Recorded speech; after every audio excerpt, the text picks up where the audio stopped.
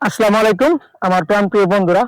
এটি হচ্ছে আমার সবজি প্রজেক্ট, ছোটখাটো পারিবারিক একটি সবজি প্রজেক্ট। এই প্রজেক্টে আমি কিছু অংশে দেশি আলু চাষ করব এবং হাইব্রিড হাইব্রিড আলু চাষ করব।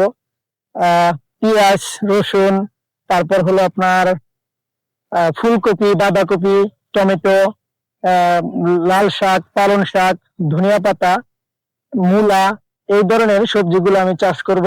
সবাই আমার জন্য দোয়া করবেন। জমি প্রস্তুত করতেছি ওগুলা চাষ করার জন্য। মোট কথা শীতকালীন সবজি চাষ করব আমি, যাতে আমার পারিবারিক ভাবে সবজির কোনো ঘাটতি না হয় বা প্রবলেম না হয়। তো আর একটা কথা প্রিয় বন্ধুরা, আরো কিছু কথা আপনাদের মাঝে বলতে চাই। সেটা হচ্ছে যে আপনাদের বাড়ির আশেপাশে যদি অনাবাদি জমি পড়ে থাকে, আপনারা অবশ্যই অবশ্যই চাষ করবেন, তাতে দেশের সবজি ঘাটতি পূরণ হবে। ধন্যবাদ। আপনাদের বেশি কথা আর বলতে চাই না। ভালো থাকবেন সবাই। আল্লাহ হাফেজ।